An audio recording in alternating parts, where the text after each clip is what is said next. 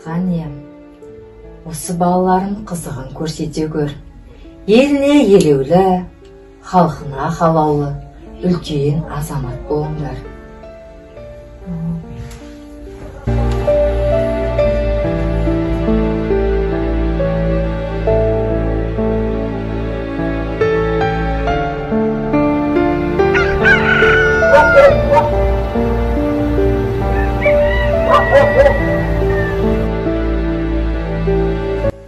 Жанболат, неге ерте бара жатсың?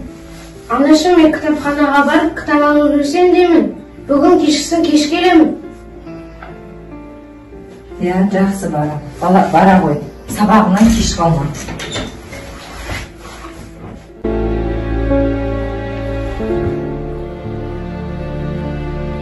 Айболат! Тұрсайш, Айболат! Өйстіп жата бересің ба? Тұр енді бұл! Тұр енді тез! Ой, жарайды анашым, сәл жата тұрайыншы.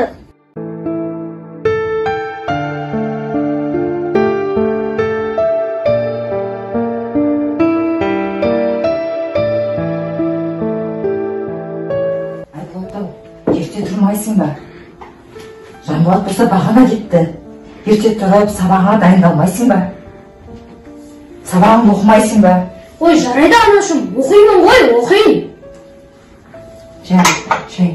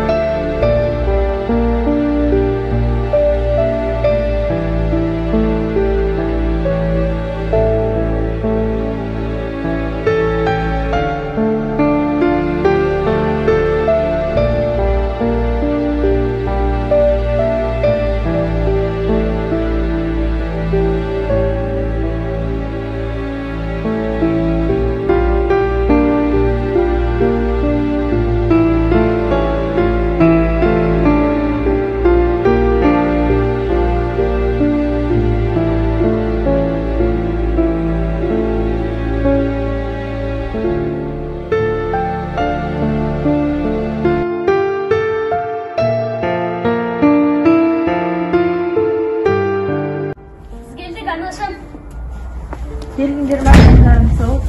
Айболат шай қоя қой. Жанболат шай жасай қойыңдар. Қазір кірем.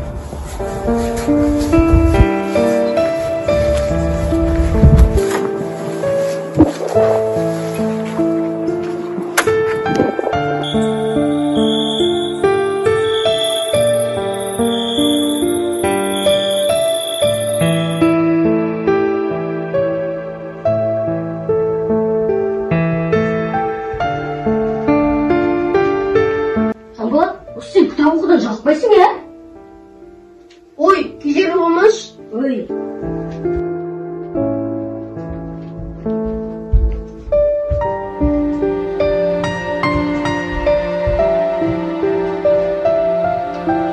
Жанболат, тасташы кітапты, жалықпайсың ба кітаптан?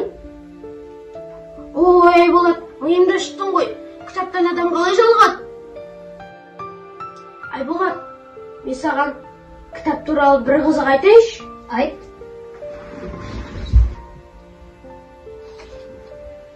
Кітапта барлық сөздерге тоқталып, мағынасын түсіндіреді. Сол кітапты ежелегенше фильмін көре салмайсың ба? Кинода мүлдем басқаша. Өйткені сен киноны көргеннен кейін оны асыға күтесің ғой. Солай емес пе, Айболат? кино мен повесттің айырмашылығын білесің бе? Білмеймін, мен оқыған жоқпын. Кітапта барлығы тегжейлеп жазылады. Ал кино әлемінде мүлдем басқаша. Тек түсірілім үшін ықшамдалған. Айболат, сен менің атым қожа кинофильмі көрдің бе? Я көрдім. Оның авторы Бердібек Соқпақбаев. Жаңағы Бердібек Соқпақбаевтың кинофильміне тоқталып өтейікші. Мысалыға, кинофильмінде осы қыздар айнаға қарап сыланған сайын өздері сұлу болып көрінеді. Ал менше осылай басталады ғой, иә? Ал повесінде менің атым. Атымды айта бастасам, тілім таңдайыма жабысып қалады. Солай басталады ғой, иә, Айболат? Ой, қойшы, мен де аштың ғой тегі. Ташпан бола қалады екенсің.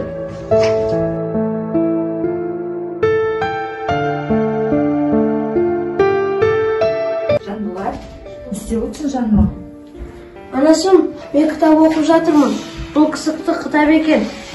Жақсы болған екен. Үйге қонақтар келетін еді ертең. Маған көмектесіп жіберші. Заттардан алып жүрейікші. Жарайды.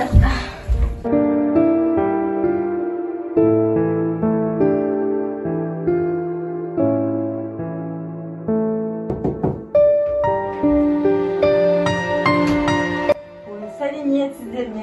Қалайсыздар? Келіңіздер. Ассалаумағалейкем. Амансыздар ма? Қуатты барсыңдар ма? Кім бар үйде? Амансыздар, бала шаға жақсы ма? Үйде таусыңдар ма? Жақсы. Келіңіздер, сөйлетіңіздер. Амансыңдар ма өздерің, жақсы ма, бала шаға сау ма? Шынар айналайын, қонақ қонаққанға көп рахмет айналайын. Жолдасының қайтқанына да біраз уақыт болыпты. Екі балаңды өзің тәрбиелеп келе жатырсың. Бала шағаң рахмет. Айтпақшы болса үйдегі балалар қайда? Балдар қайда? Көрмейді балалар. Шынар-ау, балдарды шақырсайық, танысайық, білсейік. Балдарда бой жетіп қалған шығар. Шақыра ғой балдарды көруге. Айболат, Жанболат, келе қойыңдар. Әкесі қайтқанда Балдар өсіп қапты.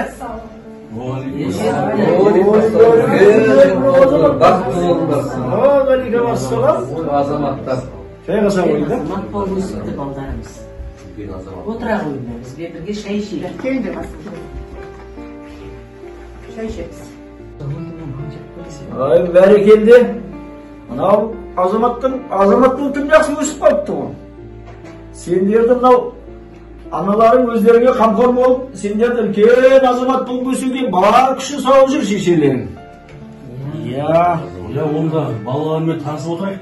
Мен Айболатпын. Анау менің бауырым Жанболат. Мен оның ағасымын.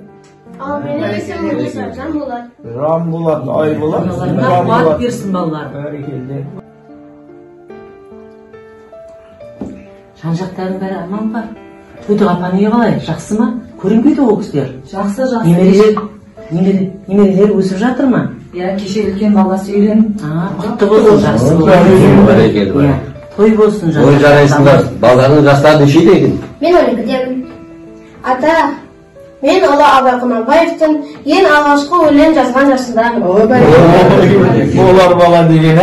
Бәрекелді. Мына Ұларбайдың өлеңдерін жақсы көресің ау шамасы? Я жақсы көремін. Жасыңның нешеде екенін ақынның алғашқы өлең жазған уақытымен теңеуіңе қарағанда. Жарайсың азамат болып. Демек жасың 10-да болды ғой? Я, жасым 10-да. Ай балаға, мынау Абайдың ең алғашқы өлеңі қашан жазылып еді? Қандай өлең еді? Кім екен деп келіп ем, тұйғыған өлеңі. Жарайсың балам. Ұлы Абайдың қанша қара сөзін білесің? Абайдың 45 қара сөзін жатқа білемін. Бәрекелді. Жасың болса 10-да, дегенмен көп нәрсені білемін деп ұмтылуын қарашы, не болады, иә? Үлкенің өссін жаным. Иә? Ақты ол. Ата, Иә, мен кеш қалдым ба деген ой мені қатты мазалайды. Ой, неге кеш қалдың? Түсірмедім. Өмірің алда ғой балам әлі. Мен супер қабілетті адамдардың қатарына қосылсам ба деген үмітім бар еді. Бірақ кеш қалдым ба деген ой мені қатты мазалайды. Әйгілі кісілер ерте жастарынан бастап таныла бастаған. Мысалы айтқанда, Уильям Джеймс 6 айлық кезінде берші, су берші, ұйықтаймын сөздерін айта бастаған. Ал 1,5 жасында газеттерді және кітаптарды судан атып оқи бастаған.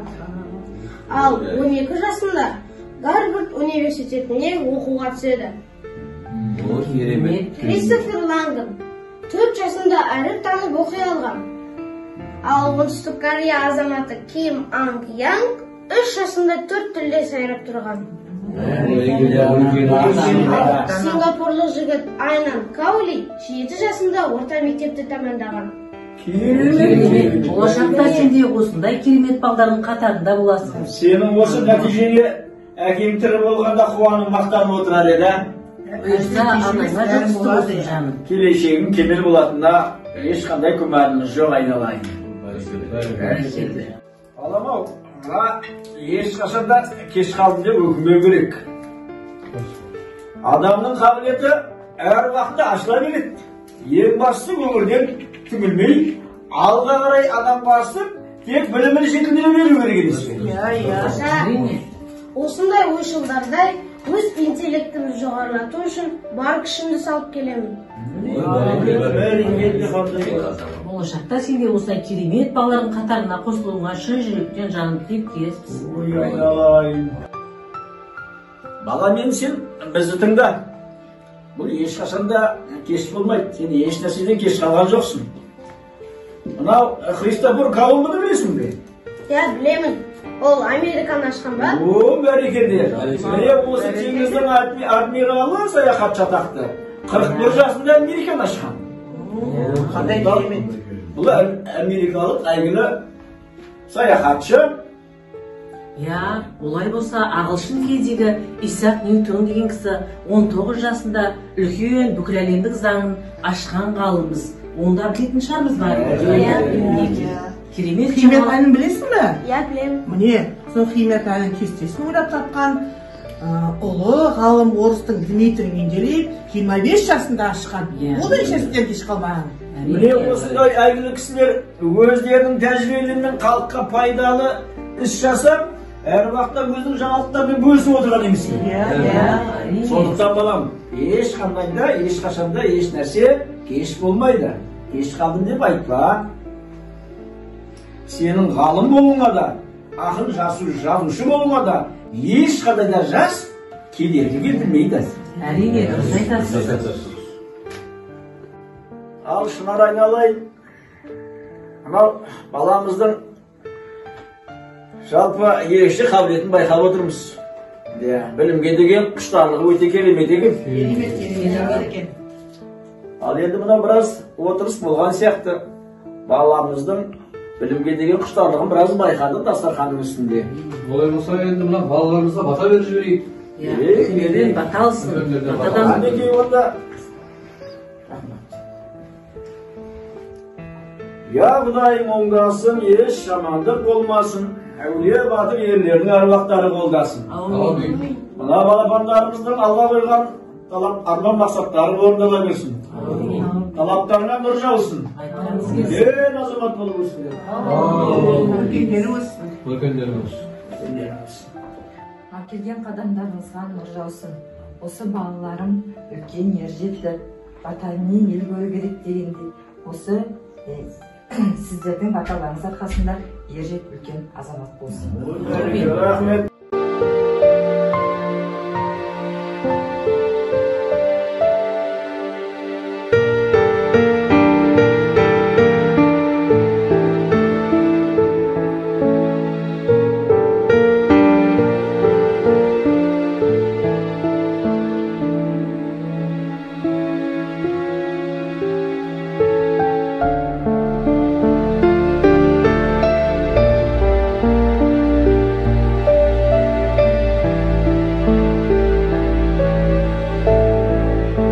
Жанболат, сен кеше қонақтарға қалай ашылып ұялмай айттың? Мысалы, мен айтуға ұяламын.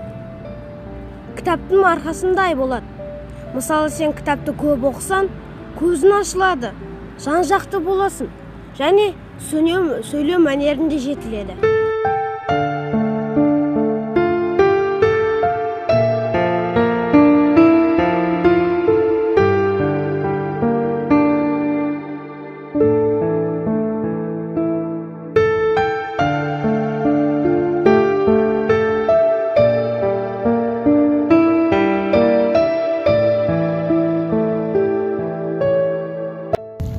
Анашым, пакетіңізді маған беріңіз.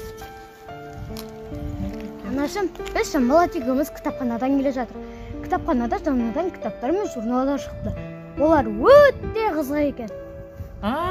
Жақсы болған екен. Жаным менің, Айболатым менің, жұлдызым менің. Сенің кітапханаға барғанды мен мақтан тұтамын.